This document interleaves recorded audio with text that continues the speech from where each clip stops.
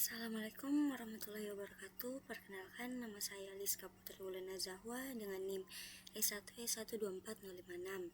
Di sini saya akan mempresentasikan hasil laporan saya yang berjudul Studi Regresi Linear Dampak Harapan Lama Sekolah, Rata-rata Lama Sekolah, dan Pengeluaran per Kapita terhadap Indeks Pembangunan Manusia IPM di Jawa Barat.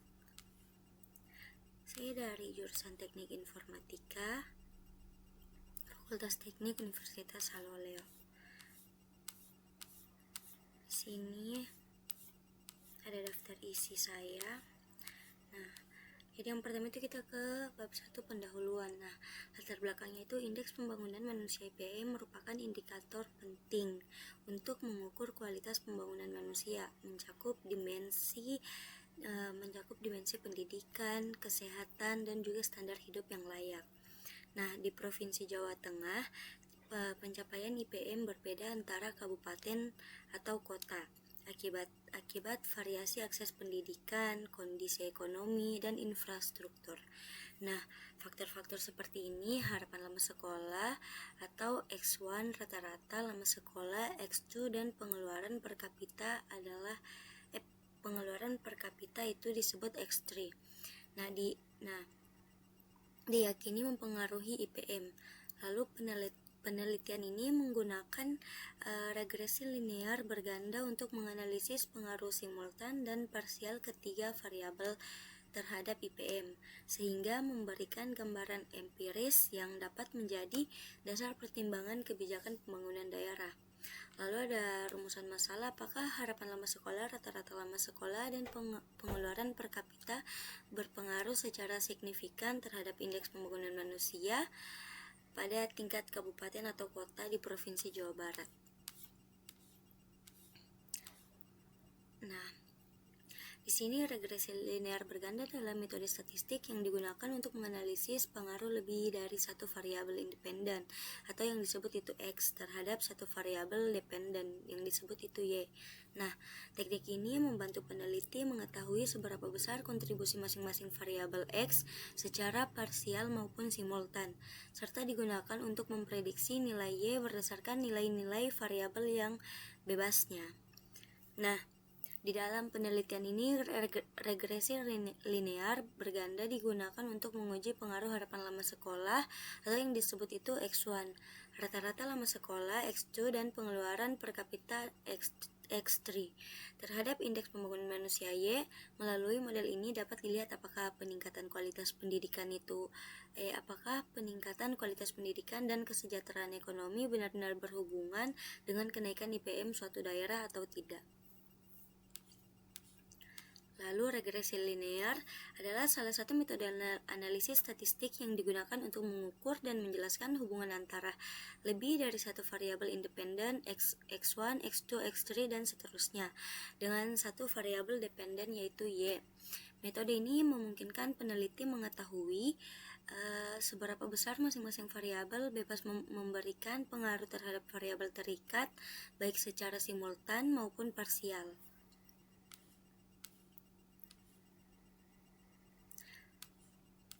Oke, kita lanjut.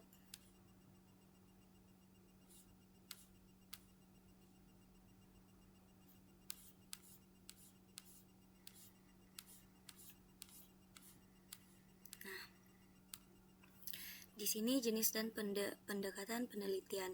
Penelitian ini merupakan penelitian kuantitatif dengan pendekatan asosiatif, yaitu penelitian yang bertujuan untuk mengetahui hubungan serta pengaruh antara beberapa variabel independen terhadap variabel dependen. Nah, pendekatan kuantitatif dipilih karena penelitian ini menggunakan data numerik dan analisis statistik yang berupa regresi linear berganda untuk mengukur besarnya pengaruh sebuah variabel bebas terhadap variabel terikat. Lalu,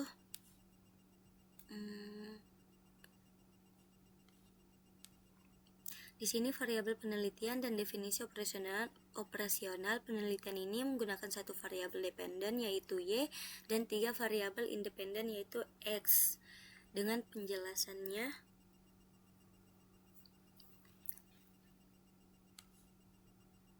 Dengan penjelasannya sebagai berikut. Di sini kita bisa lihat di 3.3.1 adalah variabel dependen Y. Nah, di sini indeks pembangunan manusia IPM merupakan indikator komposit yang mengukur capaian kualitas hidup manusia berdasarkan dimensi pendidikan, kesehatan, dan standar hidup layak.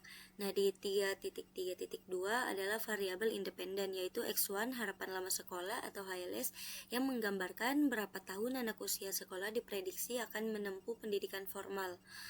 Lalu ada X2 rata-rata lama sekolah atau RLS mengukur durasi rata-rata pendidikan formal yang berhasil diselesaikan oleh penduduk usia 25 tahun ke atas.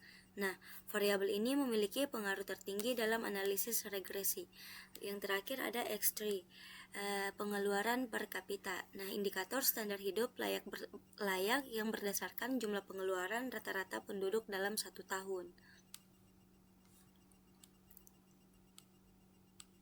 Nah, teknik analisis data yang digunakan adalah regresi linear berganda dengan bantuan perangkat lunak yaitu Excel. Metode ini digunakan untuk mengetahui pengaruh simultan maupun parsial dari variabel independen X1, X2, and X3 terhadap variabel dependen Y.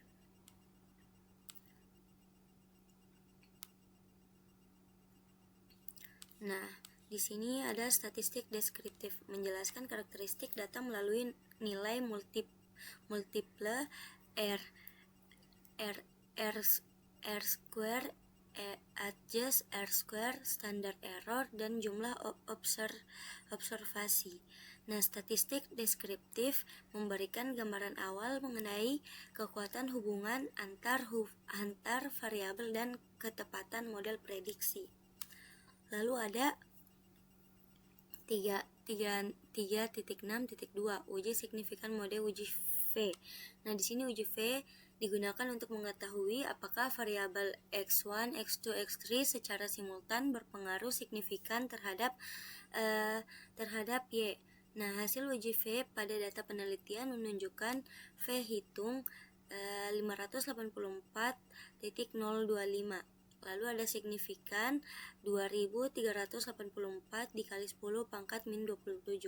Lalu kesimpulannya ditolak, artinya ketiga variabel bebas secara bersama-sama berpengaruh signifikan terhadap IPM. Lalu ada 3.6.3 analisis parsial atau uji T digunakan untuk mengukur pengaruh masing-masing variabel X terhadap Y. Nah, hasilnya X1 HLS berpengaruh signifikan, X2 RLS berpengaruh sangat signifikan dan merupakan variabel paling dominan. Lalu ada X3, dia pengeluaran per kapita berpengaruh sangat signifikan. Lalu di sini di 3.6.4 uji asumsi klasik atau plot residual. Uji ini bertujuan memastikan bahwa model memenuhi asumsi-asumsi dasar regresi linear. Nah, yaitu ada linearitas residual tersebar acak tanpa pola lengkung. Lalu ada homoskedastisitas, varians residual konsisten tidak berpengaruh atau tidak membentuk pola kerucut. Lalu ada independensi residual. Residual ini tidak membentuk pola berurutan. Nah, hasil analisis menunjukkan model memenuhi asumsi linearitas, homoskedastisitas, dan independensi sehingga model valid dan dapat digunakan untuk penarikan kesimpulan. Lalu di sini ada alat. Nah, lalu kita ke bab 4 yaitu hasil dan pembahasan. Nah, di 4.1 ini ada data yang digunakan untuk analisis regresi linear. Pada penelitian ini terdiri dari 3 variabel yaitu X1, X2, dan X3 serta 1 variabel dependen terikat yaitu indeks pembangunan manusia Y. Adapun variabel-variabel tersebut yaitu X1 harapan lama sekolah, X2 harapan rata-rata lama sekolah, dan X3 pengeluaran per kapita. Nah, dalam penelitian ini penulis menggunakan data sekunder yang diperoleh dari Badan Pusat Statistik atau BPS Provinsi Jawa Tengah. Data sekunder merupakan data yang dikumpulkan oleh pihak lain dan kemudian digunakan kembali untuk keperluan penelitian. Nah, metode analisis yang digunakan adalah regresi linear yang berganda yang bertujuan untuk mengukur pengaruh baik secara simultan maupun parsial. Nah, dari ketiga variabel X terhadap variabel Y. Di sini ada tabelnya, bisa dilihat, tabel 4.1 data variabel. Ini selanjutnya bisa kalian lihat, bisa Bapak lihat juga.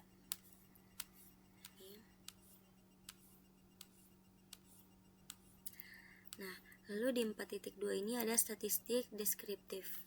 Lalu ini dia tabel 4.2 tabel statistikanya. Di sini bisa teman-teman lihat, Prof lihat bisa. Nah, lalu ada 4.3 hasil analisis multi regresi linear. 4.3.1 yaitu uji signifikan model secara keseluruhan uji V. Nah, uji V dilakukan untuk menguji apakah semua variabel itu bebas mulai dari X1, X2, X3 secara simultan bersama-sama berpengaruh signifikan terhadap variabel terikat Y. Lalu ini ada tabel 4.3 ANOVA-nya. Nah, di sini kita lanjut ke 4.3.2 persamaan regresi dan analisis parsial atau uji T. Ini tabelnya juga. Lalu di sini interpret signifikan artinya jika semua variabel bebas bernilai 0 maka Y tetap memiliki nilai dasar 37.2354. Nah, variabel X1 harapan lama sekolah koefisien, lalu ada signifikan juga, lalu ada interval kepercayaan. Nah, variabel X2 ada koefisien, ada juga signifikan, lalu ada interval kepercayaannya juga. Di sini kalian bisa lihat, di sini Prof bisa lihat dan teman-teman bisa lihat. Ini. Lalu variabel X3 ada juga koefisien, signifikan dan interval kepercayaan, sama seperti X1, X2 dengan juga X3 sama.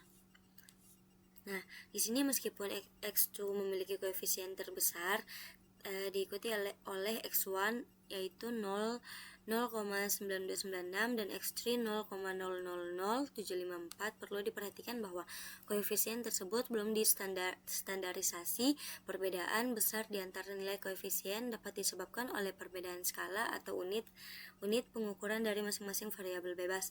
Namun, demikian berdasarkan besaran pengaruh mentahnya X2 memberikan perubahan terbesar pada Y untuk setiap kenaikan 1 unit sehingga dapat dikatakan sebagai variabel dengan pengaruh parsial terhadap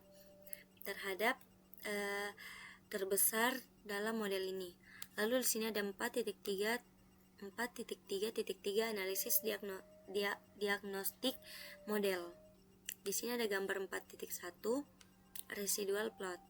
Ini X1, ada X1, X2 dengan X3.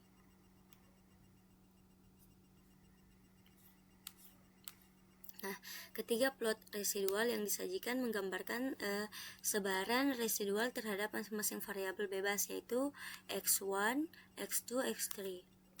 Nah, yang pertama itu asumsi linearitas. Nah, pada ketiga plot residual tidak terlihat adanya pola lengkung, parabola ataupun bentuk tertentu. Hal ini menunjukkan bahwa hubungan antara variabel bebas dan variabel terikat telah dimodelkan secara linear dengan tepat.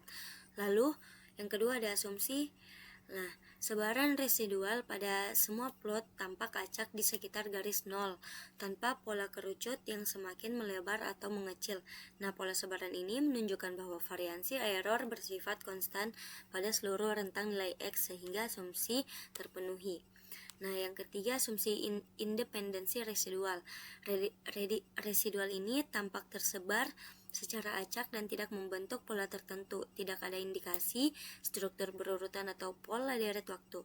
Ini menunjukkan bahwa residual bersifat independen satu sama lain. Nah, model regresi berganda yang disebut tidak hanya memiliki daya prediksi yang sangat tinggi, tetapi juga secara statistik valid dan robust. Nah, asumsi-asumsi ini dasar regresi linear seperti linearitas, homoskedasititas dan juga independensi residual. Nah, tampak terpenuhi berdasarkan analisis plot residual yang terbagi plot 3 X1, X2 dan juga X3. Lalu secara keseluruhan di sini dapat disimpulkan bahwa pembangunan manusia di Jawa Tengah dapat sangat dipengaruhi oleh kualitas pendidikan dan tingkat kesejahteraan penduduk. Nah, di sini bab 5 penutup 5.1 kesimpulan. Nah, berdasarkan hasil analisis regresi yang mengumpulkan data sekunder dari BPS Jawa Tengah dapat disimpulkan bahwa ketiga variabel yang memiliki dimensi pendidikan dan ekonomi memiliki pengaruh yang sangat kuat dan signifikan terhadap indeks pembangunan manusia atau IPM. Nah, secara keseluruhan, analisis ini mengidentifikasikan bahwa upaya peningkatan IPM harus diarahkan pada peningkatan kualitas dan durasi pendidikan formal yang benar-benar dituntaskan oleh masyarakat.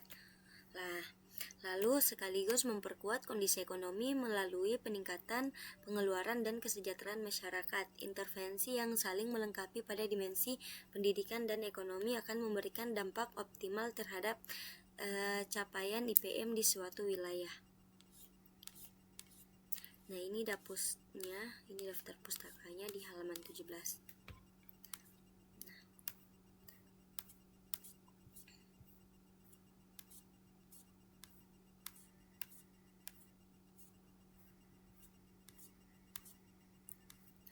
Oke, kalau begitu presentasi laporan saya cukupkan sampai di sini. Lebih dan kurangnya saya mohon maaf. Wassalamualaikum warahmatullahi wabarakatuh.